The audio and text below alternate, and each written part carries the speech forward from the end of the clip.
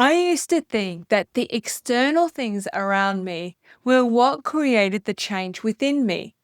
The more I developed the Speak Afraid method, the more I realized something that shifted everything. Your voice is the very thing that moves you through change and helps you become the change you wish to be. When change happens to us, whether we choose it or not, it shifts who we are. It reshapes our identity. For example, the company you work for goes through restructure, and whether you stay or go, either way, that change shapes you. It asks you to become someone slightly different to the person who walked into that situation. And that is exactly when fear arrives. It comes for your voice first, because fear knows that we sometimes forget that it is the act of speaking that helps you respond to change as you move through it. It is in using your voice, in communicating through the uncertainty, that you gather the missing pieces of the new version of you that is forming. Voice here is not limited to your literal voice.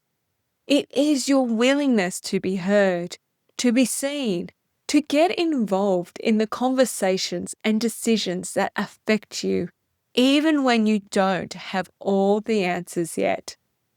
Now, there are times when staying quiet is the right move, when you are still processing, or when not every thought needs to be spoken out loud.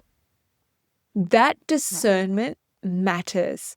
But when the ground is shifting, when relationships are being renegotiated, when the way you have always introduced yourself to the world no longer quite fits the room you are standing in, that is when your voice carries the real weight.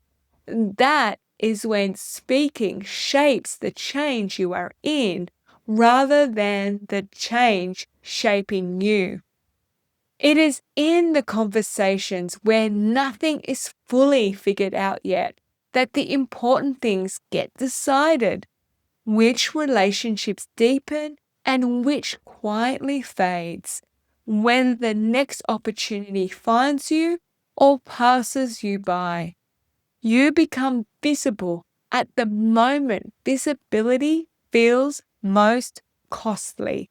And that is exactly when it matters the most. There are two versions of change. The one you stay silent through, waiting for certainty, picking up what remains once the dust settles. And the other one you use your voice to move through. Imperfect words, unfinished thoughts, and all of its messiness. I know this because I have lived both. I have been the person who waited until I felt ready before speaking, and I watched opportunities close quietly in that silence.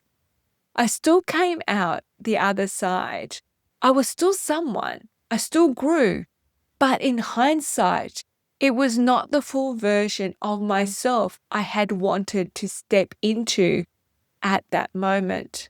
I have also been the person who spoke into uncertainty, afraid, not feeling ready, voice shaking, and discovered something more than I could have imagined for myself.